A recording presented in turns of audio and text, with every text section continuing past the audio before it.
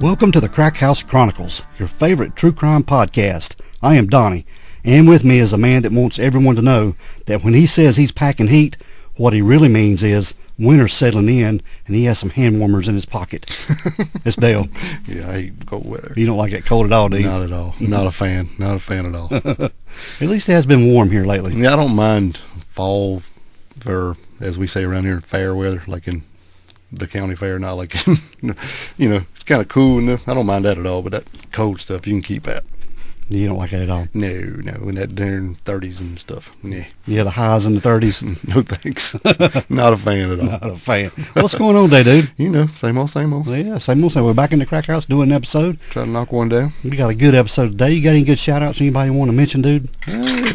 Man. Look at that. Dale's got that clap. It's good when you got that clap. Exactly. Anyway, we have a brand new Apple 5-star review coming in the house today, and this comes from Justin from OK, which I'm assuming is Oklahoma. I would say so, yeah. Yeah, it says a fantastic show. I found this show after a friend posted about the David Crabtree episode. Him and I were in the same class. Ooh, so it hits close to home. After listening to that, I just kept going. Love the show, fellas. Thank you so much. Man, that's awesome. Wow. That give me cold chills. Yeah. Yeah, we appreciate you listening, dude. I can't even imagine that. I mean, knowing David Crabtree and having to think about his disappearance all the time and it hitting close to home. I mean, not knowing. Yeah. Yeah. But thanks so much for listening. We appreciate you finding us. And, absolutely. Yeah, we appreciate it. Give us a holler sometime. Yeah, if anybody else wants to be like Justin from OK. Okay. Yeah, OK. You can go to Apple Podcasts and leave a 5-star rate and review. It helps the cause a whole bunch. And check the store page once in a while. There are some sales going on once in a while. You can get you a T-shirt, get you a hoodie for winter.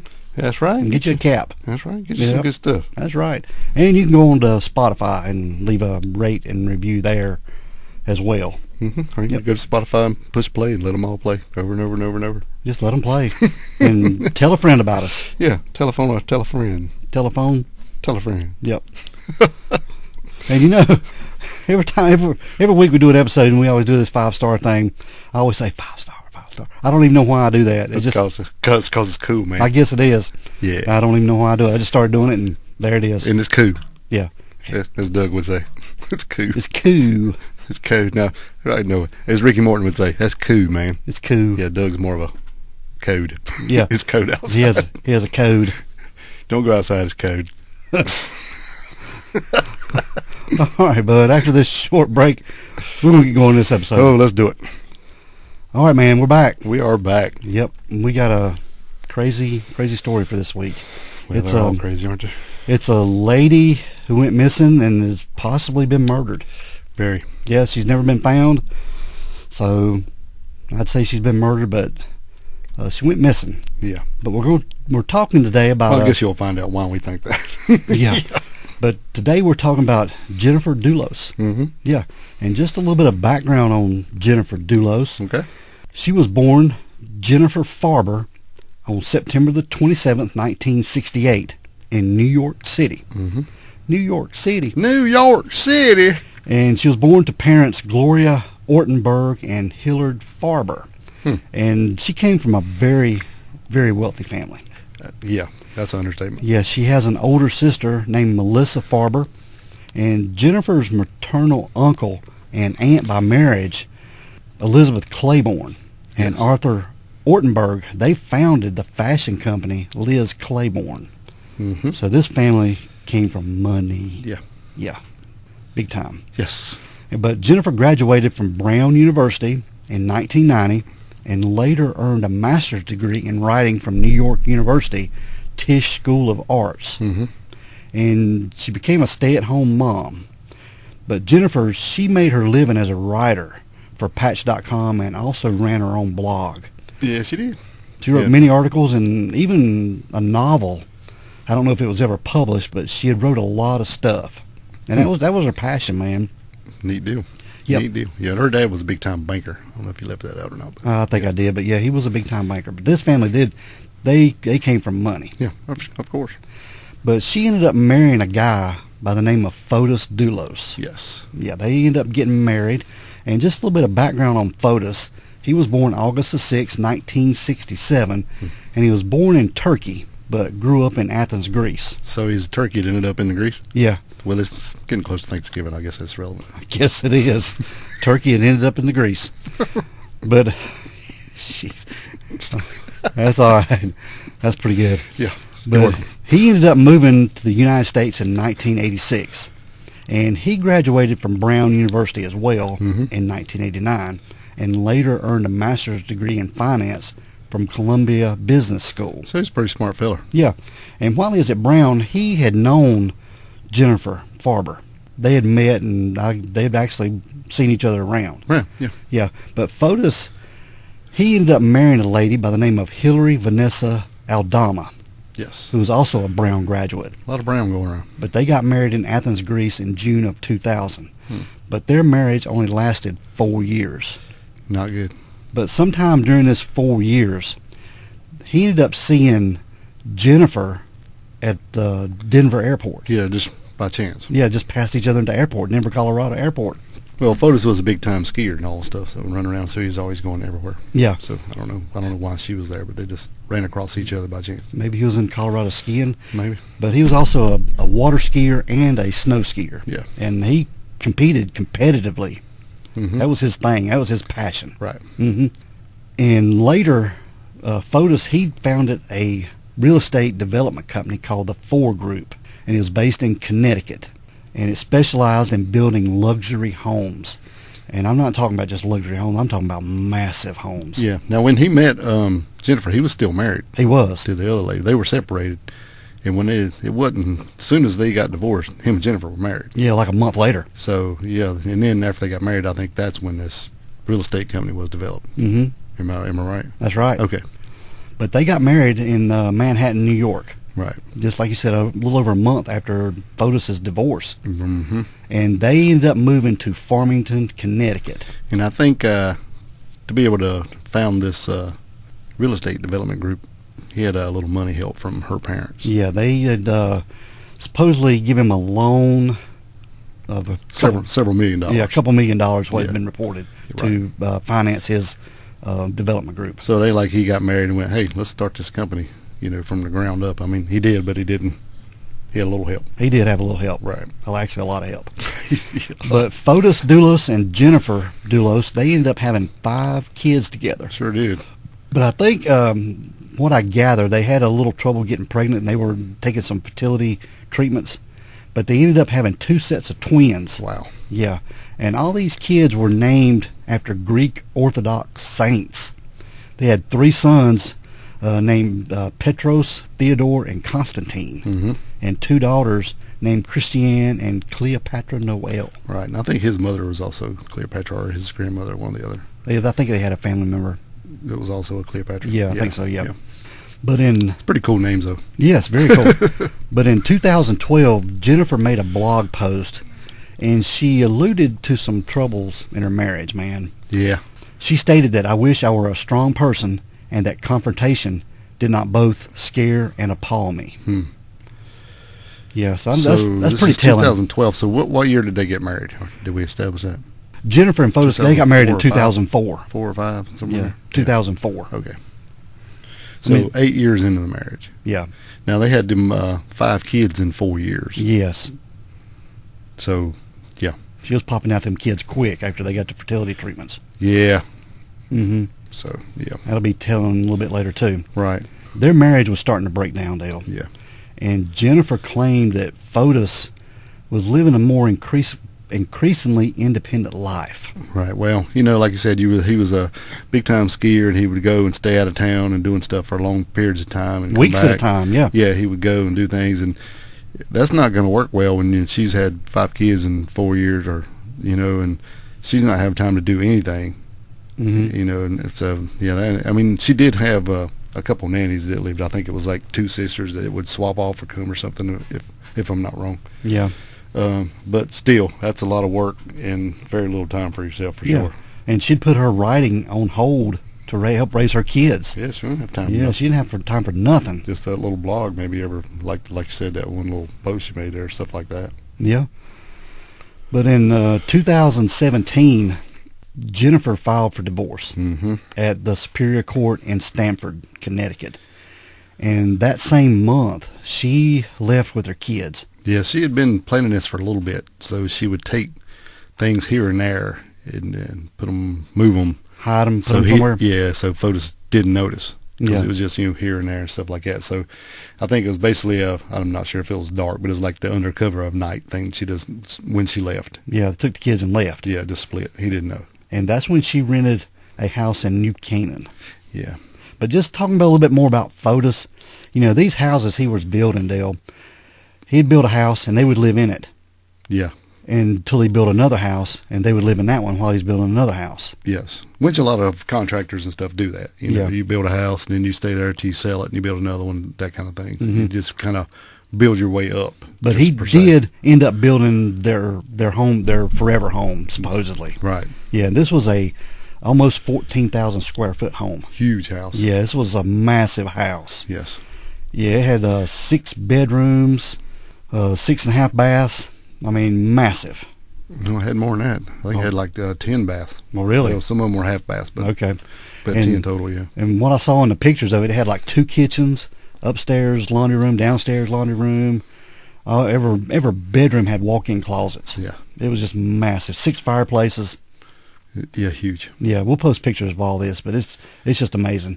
But Jennifer did leave this 14,000 square foot home in the middle of the night, like you said. Yep. And she took the kids with her, and that's where she rented a house.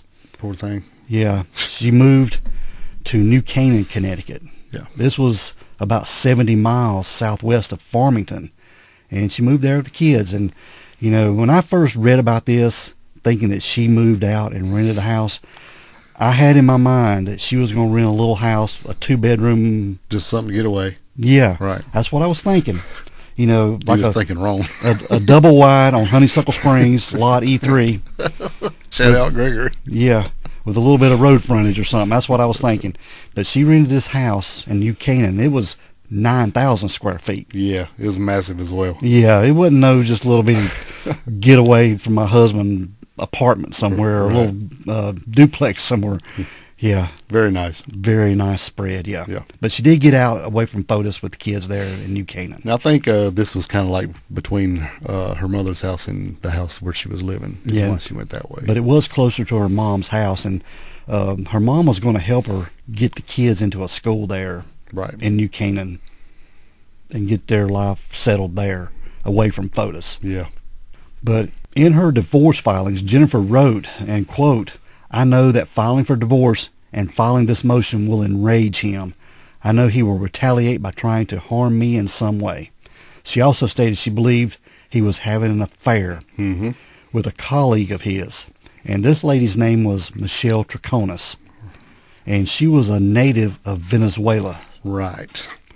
And this Michelle Troconis, I think she was a skiing instructor.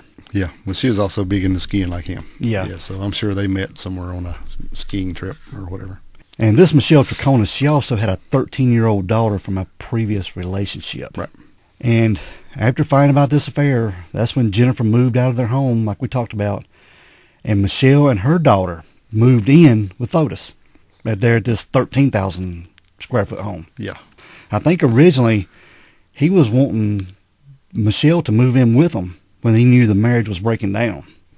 Yeah, that always works out. Yeah. He said, Honey, our relationship's not going good. Our marriage is on on the rocks. Yeah, so I've got a lady I'm going to move in with us. Is that okay? Yeah. Yeah. Yeah, bring that home, see what happens. No good. Mm-hmm. Now, Jennifer also alleged that Fotis had threatened to kidnap their kids if she didn't agree to his terms in the divorce settlement, and that he had bought a gun that year. Hmm. Yeah. Yeah, and they had made their agreement that there would be no guns in the house. And she found out that he had this gun from one of the kids. Yeah, because he had showed it to them. Yeah. And that's when she confronted him about it, too. It was a 9mm. Mm-hmm. A Glock, yeah. Yep. And Fotis denied making any threats and claimed that he bought the gun legally for home security. Mm-hmm. And both of them filed numerous motions claiming that the other was disparaging them. So It's getting nasty already. it was getting nasty. I mean, you got a lot of money involved. Well, you think about it, he's already panicking. He knows he's in the wrong. this is my opinion. He knows he's in the wrong. He sees what's going on. He was trying to have the best of everything in his eyes, and now he knows that he's losing all this money. Yeah. Because without her, he don't have any money. He's effectively broke. If he's got any money, it's tied up in these houses, and so he's pretty much broke here after if she leaves. Yeah, and his in-laws were funding his business. They were their financial support. Exactly. He always had a backing. But Jennifer had requested an emergency order of custody, while the couple were given temporary joint custody of their children until the end of the divorce proceedings. Mm-hmm. And when Jennifer again requested an emergency order of custody in early 2018, the judge found that Fotis had violated several court orders. Mm-hmm. And in March of that year, Jennifer was awarded sole physical custody of those kids, while both parents were able to share joint legal custody. Yeah, he could come and see him, with the supervised visitation and monitored phone calls. Yes. Because he was trying to turn them against her during phone calls, and they heard recordings of that. So he's trying everything he can do here. And his visitations were on Wednesday and every other weekend. And they had to be a moderator or something to be there. Yes. Because she would have she wasn't having it. Mm-hmm. You can come see him, but you got to be this time to this time, and somebody's got to be there with you. That's right. And it ain't me. No, man. And one time I think coming, and taking them somewhere, but where he said he was going to take them, somewhere to go eat or something. And the place had actually closed because he was wanting to pick them up from say 4 to 7 or something like that, but then he didn't show up till late, and then the place closed early, so he had like another hour and a half or whatever of time left. And he asked if he could just come back to her house. When she said okay, but it had to be outside. That's the outside. He had bought some kind of stuff to food because wherever they went, he didn't even get the food there or whatever. Anyway, they brought it back there. They had to go outside and stay at the picnic tables and hang outside with the kids. And the nanny had said that even then she had her doors locked because she was afraid. Yeah, and she was afraid of this man. And he never came inside the house. And that's right. I can't even imagine, dude. No, being afraid of a man like that. She's terrified. But she had stated before how aggressive he was and how mean he was and toward anybody that had wronged him. Yeah. He said one time that somebody had wronged him and he was going to get in an airplane and drop a brick on his house. So I wonder if they wronged him or if he's just in his head the way he is, because you can see right now he's just thinking he's better than everybody else. Just the way he's doing, and he's defying these court orders and like nothing applies to me kind of thing. All right, another thing too about Fotis. Jennifer's father had died in February 2018. Yes. And Jennifer's mother, Gloria Farber, had sued Fotis for these unpaid loans. Right. She claimed that he owed $1.7 million. Right. And, and said that everything was going good until he got into bad health, and then Fotis quit paying. And all of a sudden, so she's like, no, I want my money. So I'm not sure what the first loan was, but it was well more than $2 million, I think. Yeah. But and then he would say it was a gift, but I'm thinking it wasn't a gift. It might have been a gift in the long run if everything would have went great and everything was hunky dory with the family and the kids in the long run. But if he was a good husband, good to the kids. Yeah, but once you pulling all this mess and trying to move a girlfriend in and all this, time to pay up. Yeah, you just lost it all. Yeah. So this is be another thing to flip another switch. Yeah. Right. Yeah. So he's thinking, they've wronged him. Yeah. So we're moving up to May the 24th, 2019. And this is when Jennifer had dropped her kids off at the New Canaan Country School because she had left and was seen at 8:05 a.m. on a neighbor's security camera returning home. Right. She's supposed to go to a couple of doctor's appointments this day. And then the kids, I think, had orthodontist appointments later that afternoon. But she thought she had time to get all that stuff, and if not, the nanny would be able to take care of it. Yeah, the nanny was going to pick them up at school anyway. Right. Well, I mean, she had time to go to her doctor's appointments, and the nanny would pick them up from school. Mm-hmm. So she would head into New York for that. Yeah, and she was going to drive the Chevrolet Suburban, take the kids to school, but she was going back home and get the Range Rover to take it into New York City for appointments because it'd just be easier to park. Correct. Yeah, just a smaller vehicle, which I get it, man. Yeah. It's like driving my wife's little bitty car instead of my truck, trying to park somewhere. Yep. Difficult. But later that evening, at around 7 p.m., two of Jennifer's friends, including her nanny, her name was Lauren Almeida, she reported Jennifer missing after they failed to get in contact with her. Yeah, and she was flipping out about this, and they went back and checked, and she had missed both of these appointments, both of her doctor's appointments. and she wasn't able to get a hold of her. And she said this is the first time in 7 years that she had worked for this lady that she had never been able to get in touch with her. I know. Very, very prompt lady. Yes. Yeah, and she thought... Especially about her kids. Yeah, she'd been texting and calling her all throughout the day, and then she just decided to take the kids to their orthodontist appointment like we talked about. And hoping she would run into her. Be there, show up. Something happened, and she'd just run into her and everything. Yeah, would be maybe good. her phone died or whatever. Maybe she lost her phone, whatever, but maybe she would just meet us at the orthodontist. Yes, that's right. But this Lauren Almeida, who had arrived at the house, Jennifer's rental house, at 11:30 a.m. that day, later told detectives she was surprised to see Jennifer's Range Rover in the garage because she had planned to take it to her doctor's appointment like we talked about. Exactly. Instead of the Chevrolet Suburban. Right. And the Chevrolet Suburban was missing. It was missing, correct. Yeah. And when detectives, they searched the house, they found blood splatter on the floor. Yeah, when Almeida went in and looked, she didn't really see nothing besides the cars. And then she went in the house and noticed some stuff going on. It was like... well, first thing she noticed was Jennifer's pocketbook on the floor. Which is weird. In the mud room. Yes. Yeah. And she also noticed like a travel mug or something Jennifer had and a uneaten granola bar. Yeah, her tea. Yeah, her tea. She always had her tea and a granola bar, especially if she was, going for a quick breakfast. She would do that. Yep. But when the detectives, they searched the house, they found this blood spatter on the floor, door, and wall of the garage. Yeah, she didn't ever see that, even though she went in and washed that cup up and put it away, and she went to get a paper towel and noticed that the roll was empty, so she went to replace it, and it was really weird that she noticed that there was only 2 rolls in the cupboard, and knowing the day before herself put 12 rolls in there. Yeah. So somehow another 10 rolls of paper towels are missing. Yeah. Gone in a day. So that's when they got, something's going on, and then they call police then. And that's when the detectives come and start looking around. Yeah, they find this blood everywhere. Right. And they find it as well as on the exterior of the Range Rover. Mm-hmm. And blood was also found in the kitchen. And DNA tests revealed that most of the blood to be Jennifer's. Yes. And apart from the blood on the kitchen faucet, a mixture belonging to both her and Fotis. Which is weird because Fotis has never been in the house. This is the rental house. The rental house, yes. And police also found other evidence of Jennifer being the victim of a serious assault, man. Yeah, there was even blood splatter underneath the car. Yes. On the undercarriage. So it was like on the side of it, and underside was like a splatter from somewhere. Mm-hmm. And Jennifer's Chevrolet Suburban had been captured on a neighbor's security camera leaving her home at around 10:25 that morning, according to authorities. Yes. So on the night of Jennifer Dulos' disappearance, Fotis Dulos and Michelle Triconis, they were caught on camera stopping at more than 30 trash receptacles along Albany Avenue in Hartford, Connecticut.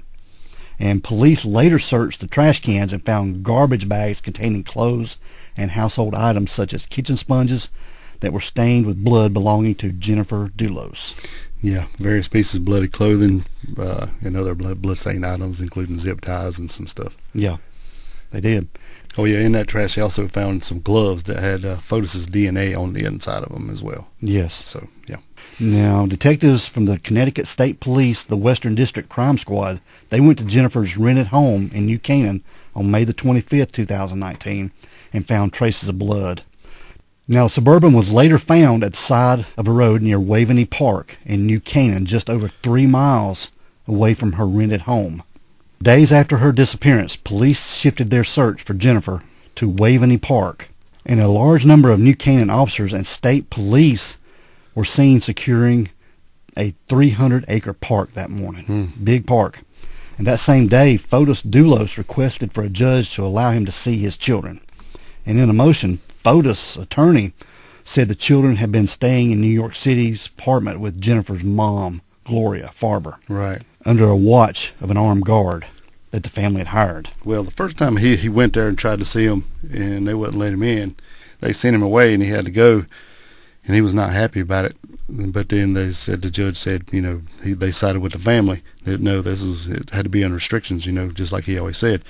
And then the next time he showed up unannounced, that's when he found out that her mother had hired an armed guard to be at her house. That's and right. He sent him away. So he was still trying to go against orders. And this whole time that he's talking to us, he's still like worried about his kids, but he not one time said he was worried about what happened to her. No, he's not.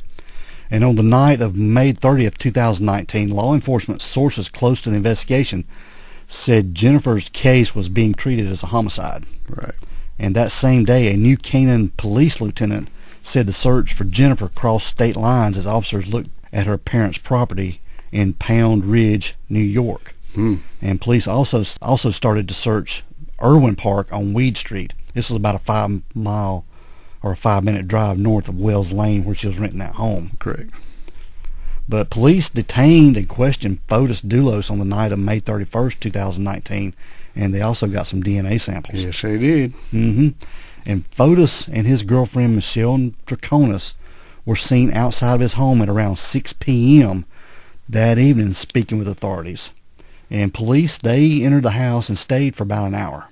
The couple were escorted off the Jefferson Crossing property and went to the state police Troop L barracks. This was in Litchfield, where Fotis Dulos provided some more DNA samples and hair samples. Yes. And before going to Fotis's Farmington home, state police searched the Upper Albany area in Hartford for evidence of, possibly related to Jennifer that day. And they were focusing on a storm drain outside a bakery and trash bins in that area. Now, the reason they were looking at all this stuff is in this area where they are, there's probably more cameras per capita than anywhere else in the U.S. Any other town, period. So when they went to looking for stuff and finding videos, if they could see what's going on and who went and where this vehicle went, they found more than 200 videos to go through showing Fotis and her in different vehicles and different things going on. That's why they really know what's going on here. Yes. And he's getting out, dropping a bag in a receptacle, and getting back in his truck and driving off. Right. And at one point, they actually see Jennifer hanging out the window. So Looking they out knew the she window. was there, right? Exactly. And he'd go to another receptacle, put a bag in, and leave. Yes. They would. And as even seeing at one point, putting a white box or some kind of bag into a storm drain. A white FedEx bag. Yeah, put it into a storm drain. And they actually found that. Yes. And inside that were 2 license plates. And these license plates had belonged to the 4 group for vehicles they had owned. But they had been Altered. Yeah, they had paint and tape on them to make change the letters to numbers or whatever. Yeah. Change the lettering, I guess this is. Yeah, make them look like different letters and numbers on them. Correct. Yep. And also, the back mat out of the Suburban was seen being propped up against a building. Yep. Threw up against the store. Yeah. When they went back, it was gone. When the police went to go look, when they saw this on camera, and when they went back to check it, it was gone. Somebody right. already grabbed it. Yeah. It was like a WeatherTech mat. But police also returned to Waveney Park that day and planned to have divers search a nearby shallow pond. Now, police arrested Fotis Dulos and his girlfriend Michelle Draconis at an Avon hotel on the night of Saturday, June 1st, 2019. And they were each being held on a $500,000 bond and charged with tampering or fabricating physical evidence and first-degree hindering prosecution in the disappearance of Jennifer Dulos. And authorities spent the weekend searching Fotis's Farmington home. This is that 14,000 square foot home on Jefferson Crossing. Right. And another nearby residence on Mountain Spring Road that was developed by Fotis Dulos. Right. So it's another house he had built. Yes. Yes. But Fotis and his girlfriend Michelle were arraigned in State Superior Court in Norwalk on Monday, June 3rd, 2019. And during their arraignments, Judge Stephanie McLaughlin kept their bonds at $500,000. And Michelle Draconis was released later that afternoon after she was able to post bond. Yes. While Fotis was transported back to the Bridgeport Correctional Facility. Yeah. He couldn't raise the money. No, he couldn't. He couldn't get the money. He was broke, man. Yep. And according to their arrest warrants, the 2 of them were seen on security footage in a black Ford F-150 Raptor. Yeah, which is a 4-group vehicle. It's a nice vehicle, nice truck. And like I said, this was making a series of stops along a 4-mile stretch on Albany Avenue where he was dumping these bags. Yep. Now, police traced the vehicle back to Fotis, and both Fotis and Michelle's cell phones were in the Hartford area when the videos were captured, said on the police warrants. Right. And according to the arrest warrants, confirmed that multiple bloodstains and suspected blood spatter were found, along with evidence of an attempted cleanup in the garage of Jennifer's rented home there on Wells Lane in New Canaan. Yeah, apparently 10 roll paper towel. Yeah, that's going to fill up a few trash bags. Yeah. And other evidence seized from the trash cans included a bloodstained Vineyard Vines t-shirt that Jennifer may have been wearing on the morning she vanished, as well as a bag containing clothing and cleaning supplies with Jennifer's blood on them. Yeah. So it's not looking good for Jennifer. No, it's not. And the day after the arraignment, Jennifer's mom, Gloria, filed a motion seeking at least temporary custody of their 5 kids.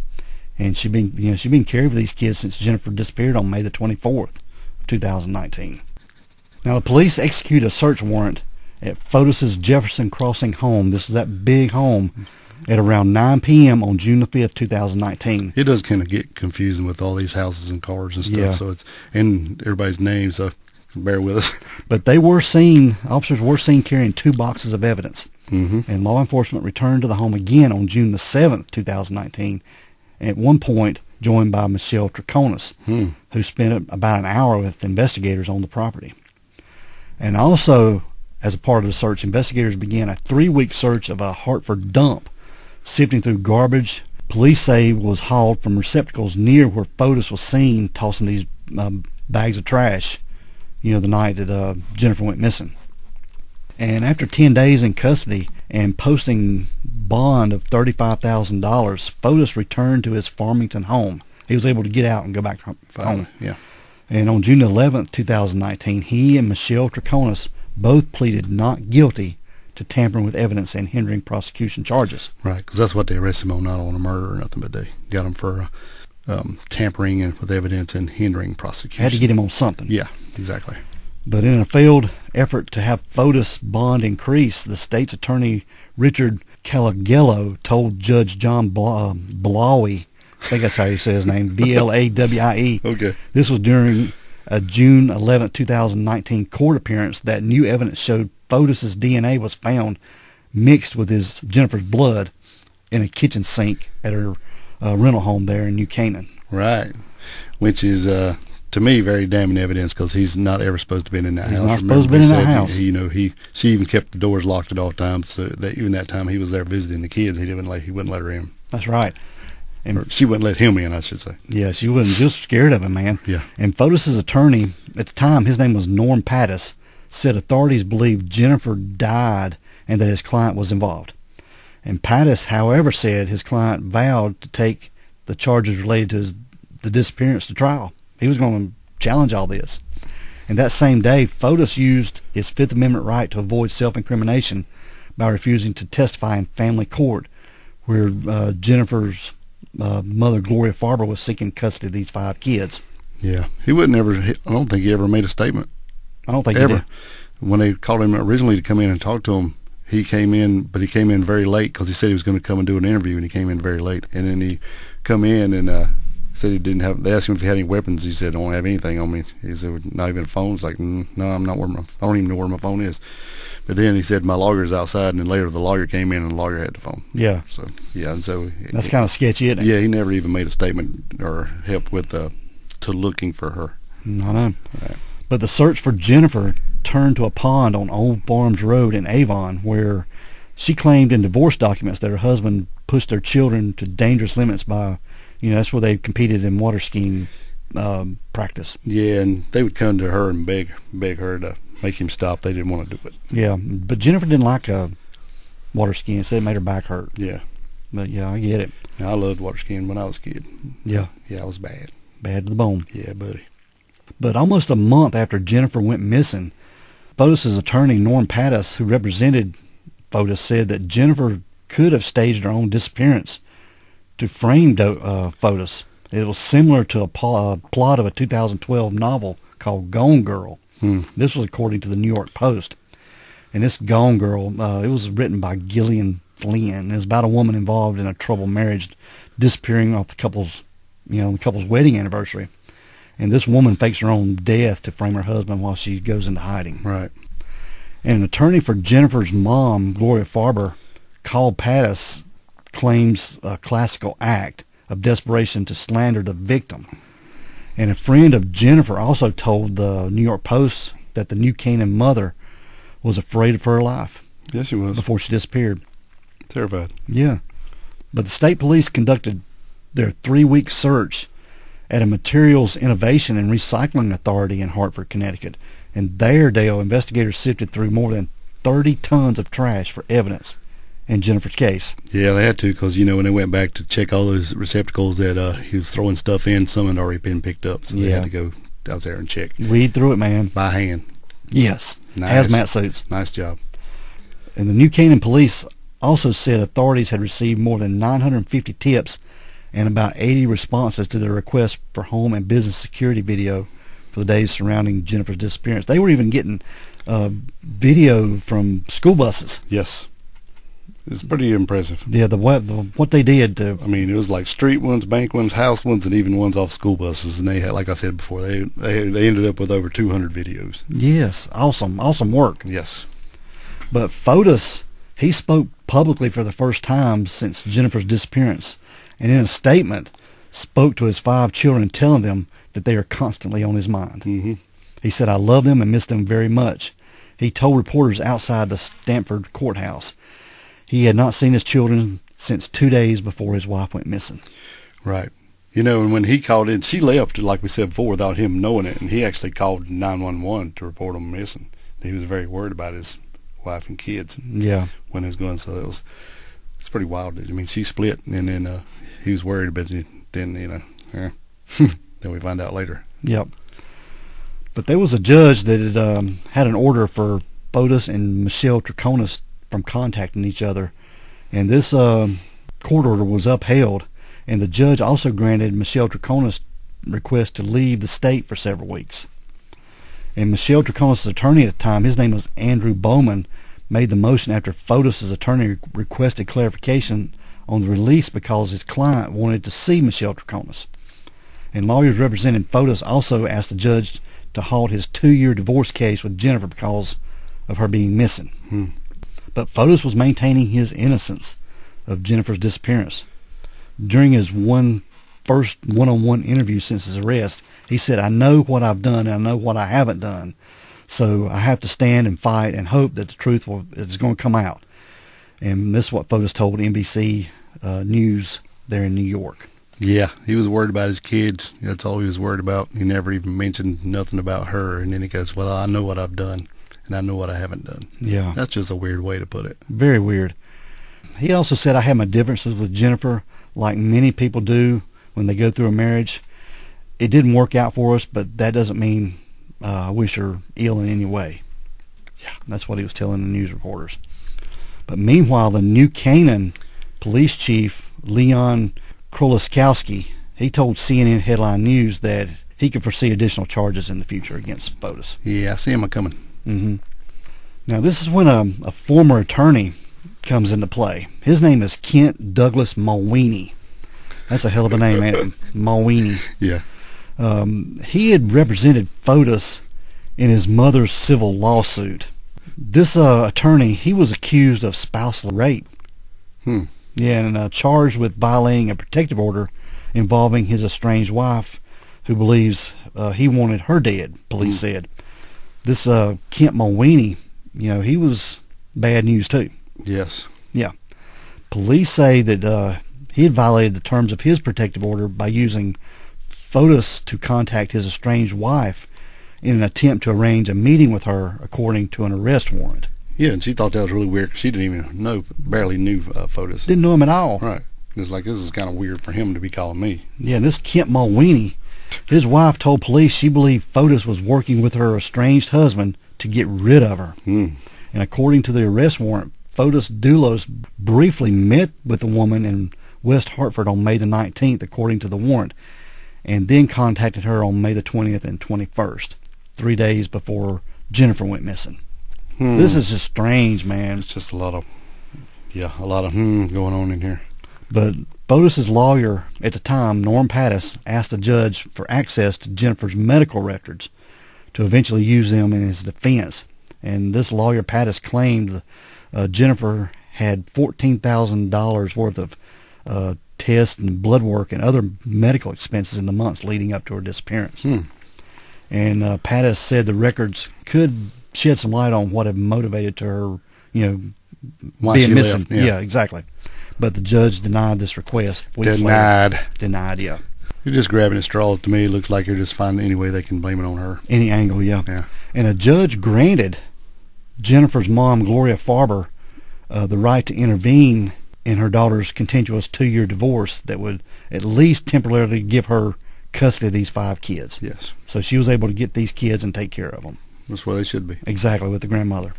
And the next day, attorneys for Gloria Farber, Jennifer's mom, they filed a motion in her $2.5 million civil suit against Fotis, seeking to depose Michelle Troconis to find out what she knew about his company finances. And on June the 30th, 2019, Gloria Farber's attorney filed a motion requesting that she be granted sole custody of the couple's children, these 5 kids. But on September the 4th, 2019, Fotis Dulos was arrested on a single charge of evidence tampering after police said he had a truck cleaned that contained blood-like substance found to contain his wife's DNA. Yes. And in an interview with police, Michelle Troconis said that Fotis had the vehicle cleaned 5 days after Jennifer's disappearance because the body of Jennifer at some point was in there, according to the arrest warrant. Yeah. Fotis was arrested on September the 4th, 2019 at around 2:30 in the afternoon at his Farmington home, the big 14,000 square foot home. Right. And he was transported to the Connecticut State Police Troop G Barracks in Bridgeport, where he was processed and released after posting a $500,000 bond at about 7 p.m. that evening. But the arrest warrant detailed how police believed Fotis was lying in wait at Jennifer's rented home in New Canaan. That's when she was driving home that morning after she dropped the kids off at school when she was going back to pick up the Range Rover to go into New York City. Yeah. They believe he was sitting there waiting on her. Or someone. Yeah. But the police said there were signs that Jennifer was a victim of a serious physical assault after finding all these bloodstains and spatter in the garage. Yeah.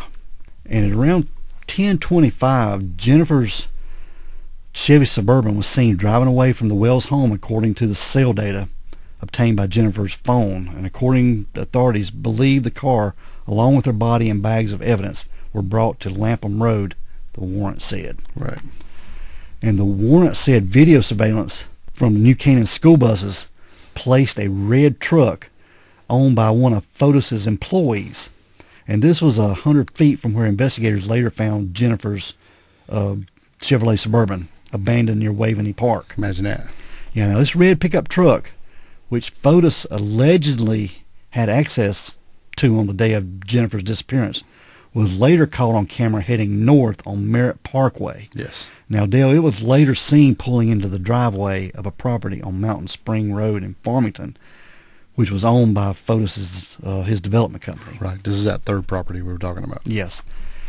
And the employee, he was eliminated as a suspect right away, said that he arrived back at Fotis's home at 4 Jefferson Crossing in Farmington, but no one was home. And the warrant said he then drove Fotis's Ford Raptor to Mountain Spring Road, where he claimed to have found Fotis and Michelle Troconis cleaning the home. Right. He was looking for his truck. Yes, that's what he was doing.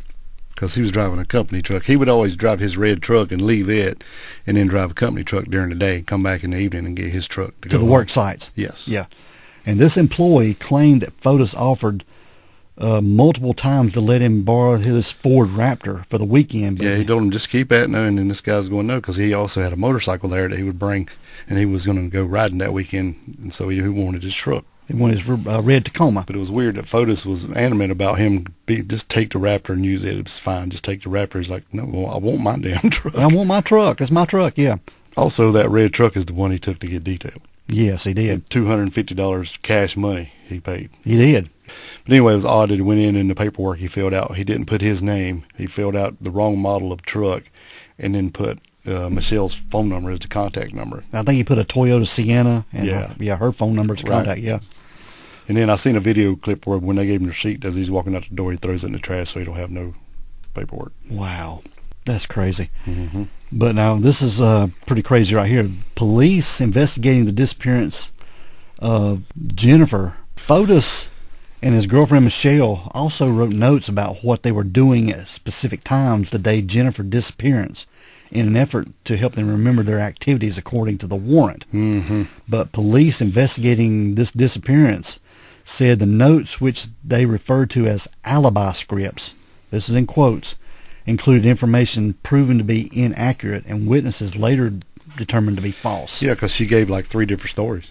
Yeah. The first one was kind of going by this alibi script, and then she just kept changing it as she would get caught and knowing that they weren't true.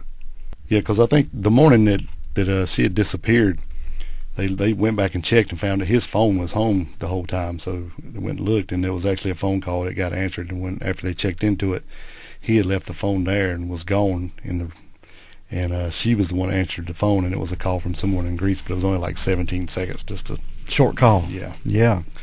So, and then there she had got up, and she said that morning that they'd got up and taken a shower and had sex and done this and all this stuff. And then later that's when they found all these alibi scripts. So they said that they found several drafts wadded up in the trash, and then they actually found other copies in his office. Yeah. So he's got a big, well, someone here has got a big plan, but they're not executing very well. No, they're trying to get their story straight. It's what they're doing. Yeah, or something.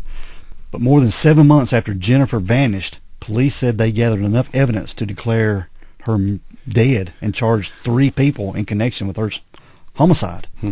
They said her injuries she had were non-survivable, according to the Connecticut chief medical examiner. His name was James R. Gill, as detailed in the arrest warrants. And Fotis Dulos, he faced new charges of murder and kidnapping. His ex-girlfriend Michelle Triconis and his former civil attorney, this Kent Mulweeney, were each charged with conspiracy to commit murder. So what had happened, there was a little bit more on this Kent Mulweeney. He had been part of a gun club. Yes, it was the Windsor Rod and Gun Club. He had helped. A very private club. He had helped found this club. Yes. It was a hunting gun club. It was basically a big patch of land where rich people went hunting. Exactly. So it's not like something that you could just go to. Yeah, but he'd quit going to this club, and I think he just dropped out of it. But he was wanting to get back into it, is what he said. Yeah, he had talked to a member and talked to him a little bit about what he was thinking about. So the member felt good about it, knowing he was a founding member. Oh, yeah. The member who was in now told him where he could find a hidden key to be able to get on the property. So he went and got this key and got on the property. Yes. Yeah.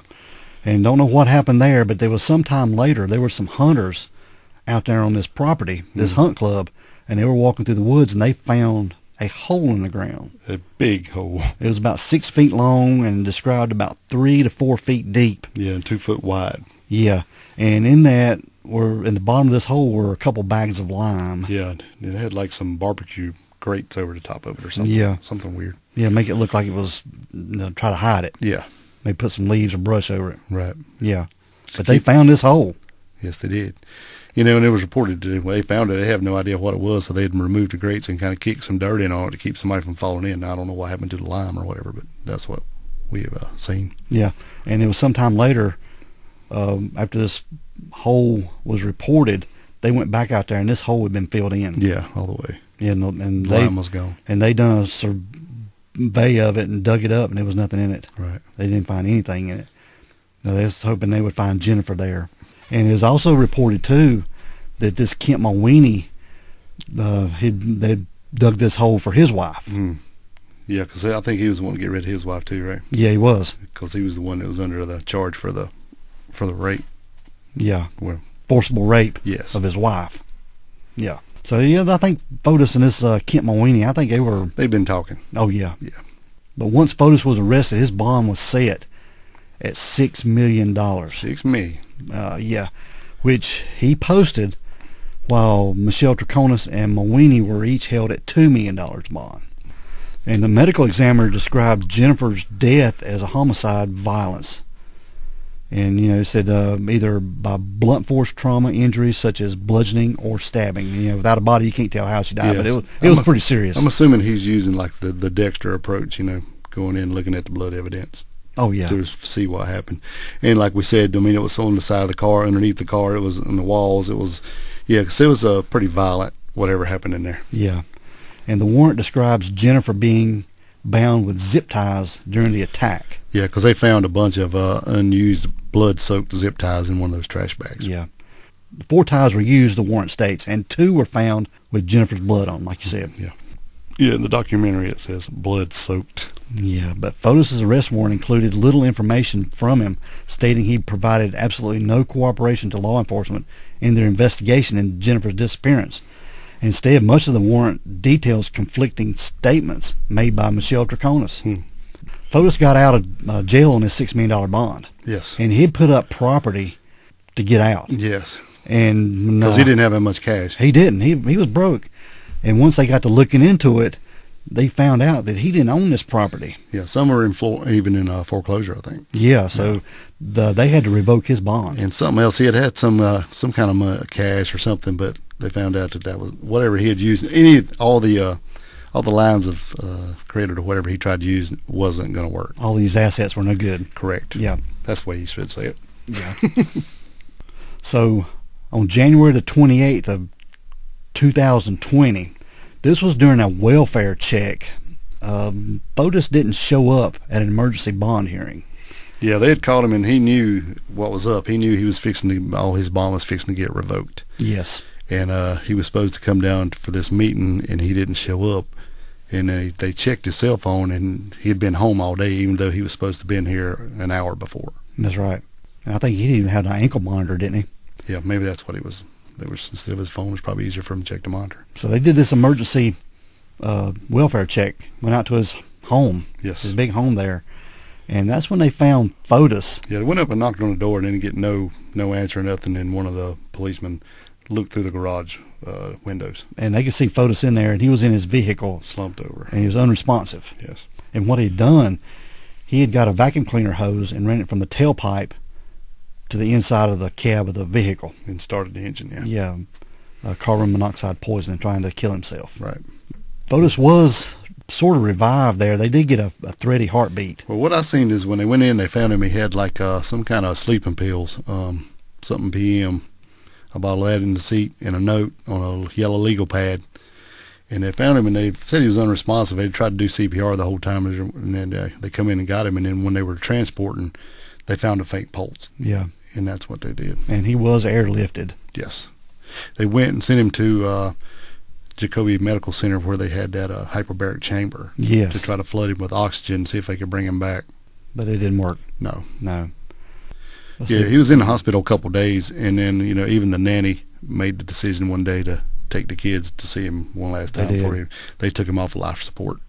And when they took him off of life support, and that was the morning of January 30th, 2020. Yeah. And he died at 5:23. Or 5:32, I'm sorry. That's right. Crazy.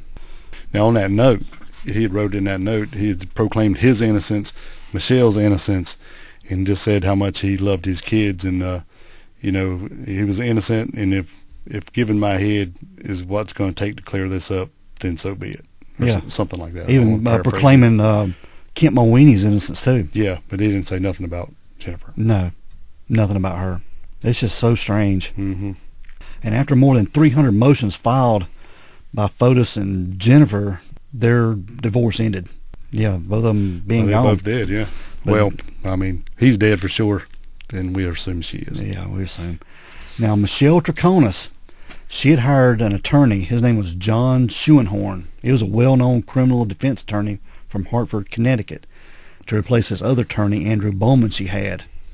And she hired him for this conspiracy to commit murder. Yeah, because and now tampering with evidence. She's the only one living, and she's kind of the outsider here. Yeah, and upon hiring him, this Schoenhorn signaled that Michelle Troconis was interested in making a more vigorous public defense against these accusations that she aided Fotis in killing Jennifer.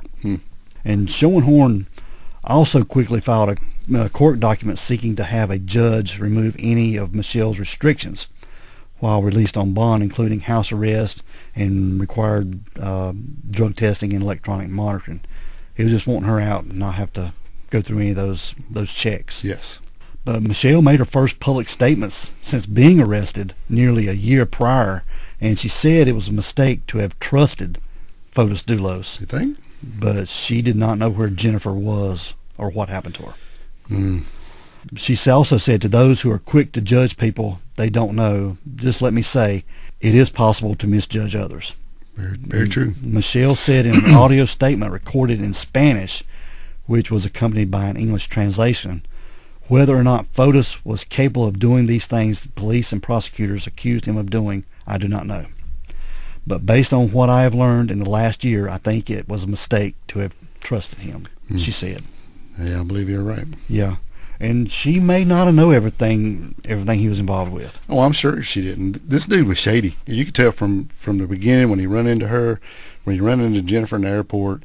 He knew her from school. He knew she had money.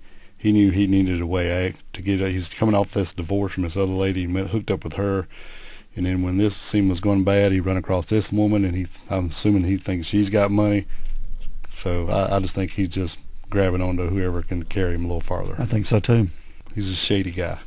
But the Stanford Superior Court judge, the one we mentioned, John Blowy, he lifted Michelle Troconis' house arrest and her curfew, though she was still required to wear a GPS monitoring device and could not leave Connecticut without the court's permission. Right. Now this Kent Mulweeney, this other guy, was released on bond more than 9 months being behind bars, and his bond was reduced earlier from $2 million down to $246,000 in cash and real estate after a judge granted a request from Mulweeney to visit his sick mother in Florida. And Kent Mulweeney met with the state's police investigators in weeks leading up to the release from prison in an attempt to try to work out a plea deal with prosecutors, according to some court documents. And attorney, this John Schoenhorn, the one that represented Michelle, said the prosecution turned over evidence that included a video of a nearly 2-hour interview state police had with Mulweeney on August the 31st of 2020.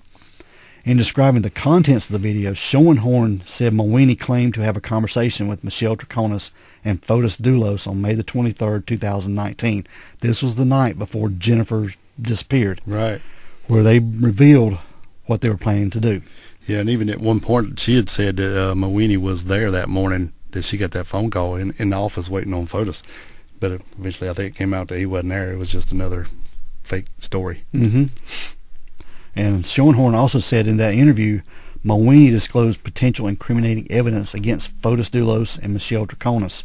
However, the Schoenhorn said he doubts all the validity of Mulweeney's statements. Right. It's a good thing he didn't get lost. I know. Because everybody be going, hey, have you seen Mulweeney? That was bad. It was bad. It was funny though.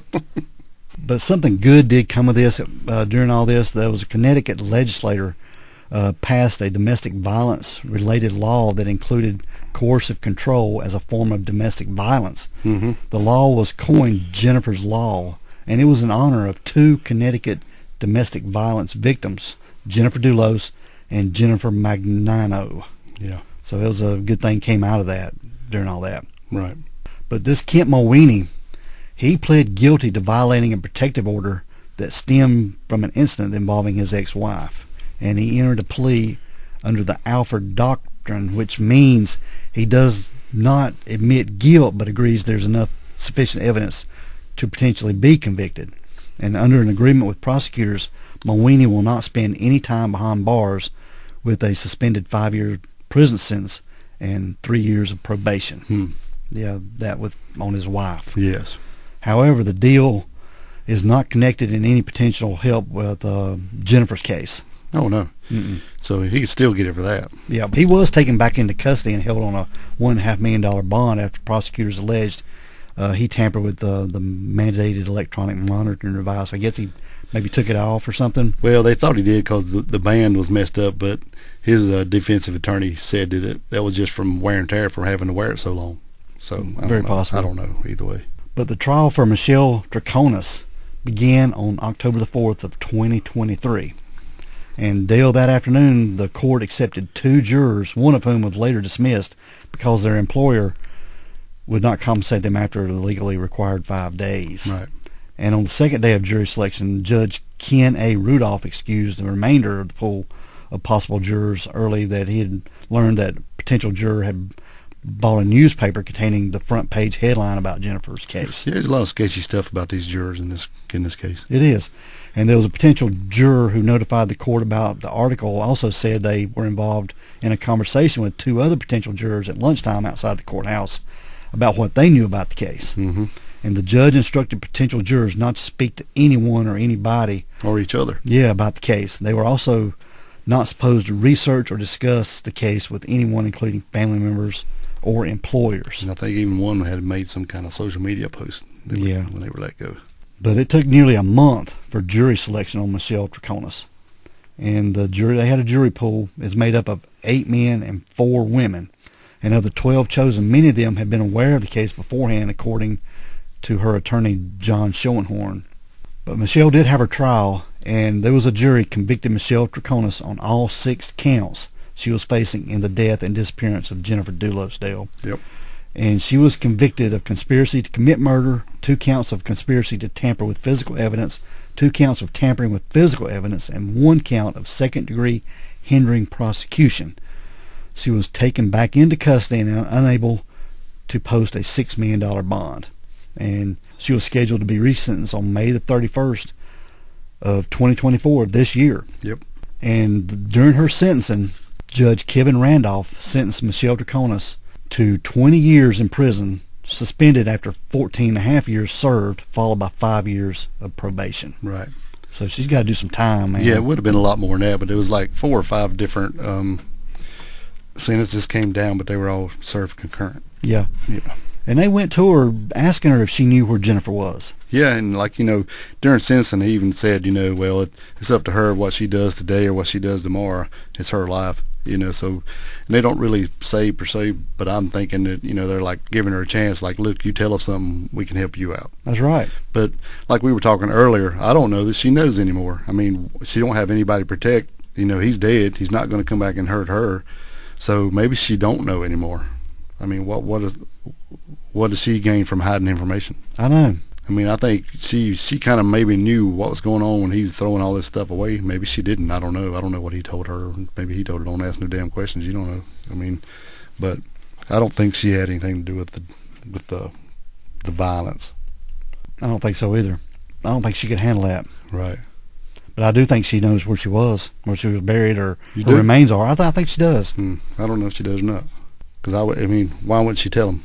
I don't know.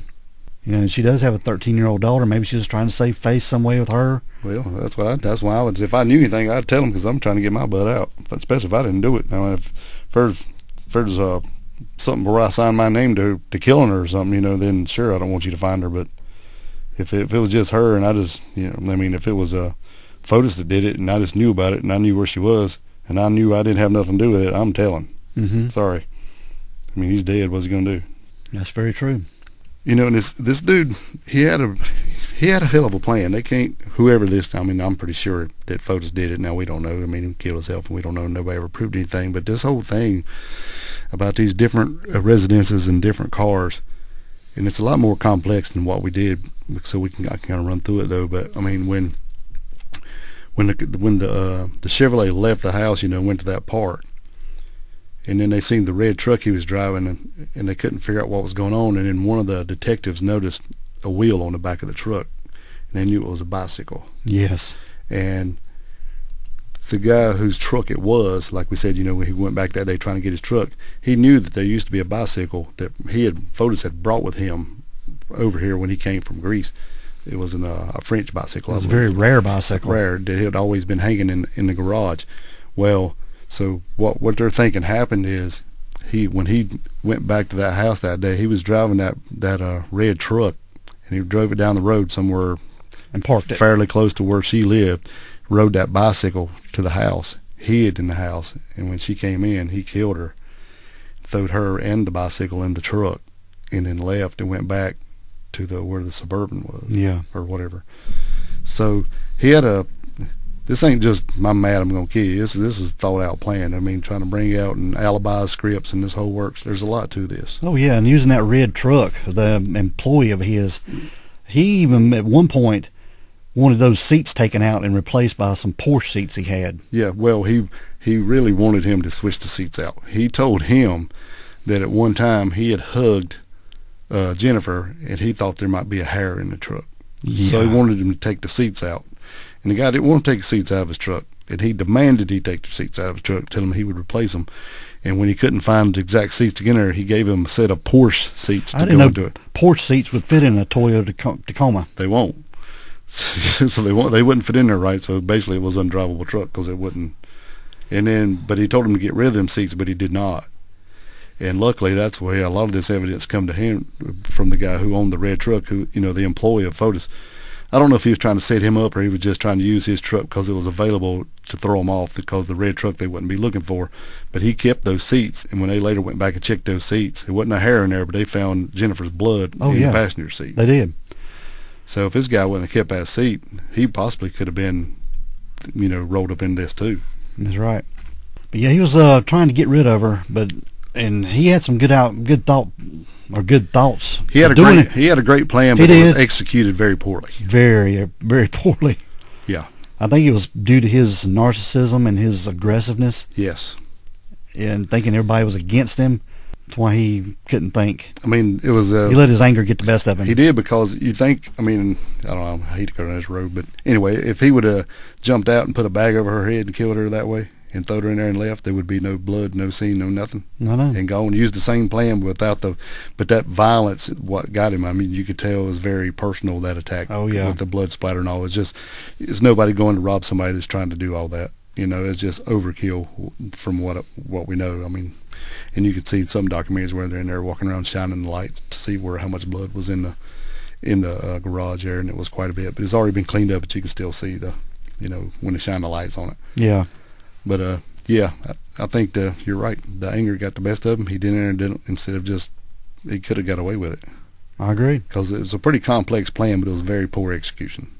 But I think we're still waiting on this Kent Mawini, his trial. Yeah. I still don't think it's happened. Yeah, where's Mawini's trial? Yeah, still waiting on that, and maybe we'll do an update on that. But yeah, that is a story of Jennifer Dulos, man. Sad situation, sad story. It's sad all the way around, especially for her kids. I mean, Oh yeah. Poor things. I mean, 5 young. at least they got a great family to take care of them. Her mama's, taking them, and they'll be well taken care of. But I mean, it's just such a loss. This lady, she's just trying to get away from this guy, and this is the way it happens. And I think Fotis was wanting to get these kids in his custody so he could get their trust fund. They did have a trust fund. Yeah. A couple $1 million. Yeah. He was trying to get that, and maybe Jennifer's trust fund. Jennifer had a trust fund. Her parents were worth tens of millions of dollars, if not more. I mean, lots of money. And he didn't want to cut the cord all the way from that money. Oh, yeah. That's the way I think. Yeah, because he was broke. Yeah. Yeah, he was used to this lifestyle he had, and it was being cut. Yep. But he was wanting to maintain it and put on a good face, this giant house and his company and have his playboy lifestyle. Exactly, 100%. Yeah, I think so too. 100%. Yeah. This other lady just got kind of caught up in it, and she's the only one doing prison time. Yeah. Yeah, sad. All right, bud, that is the case of Jennifer Dulos. That's pretty sad, man. I hope one day they can find her remains and give some kind of closure to the family and the kids. If there is such a thing. All right, bud, we're going to get out of here, man. All right, let's roll. I want everyone to be safe. Please be careful and always be aware of your surroundings. Because the next episode could be about you. This is the Crack House Chronicles.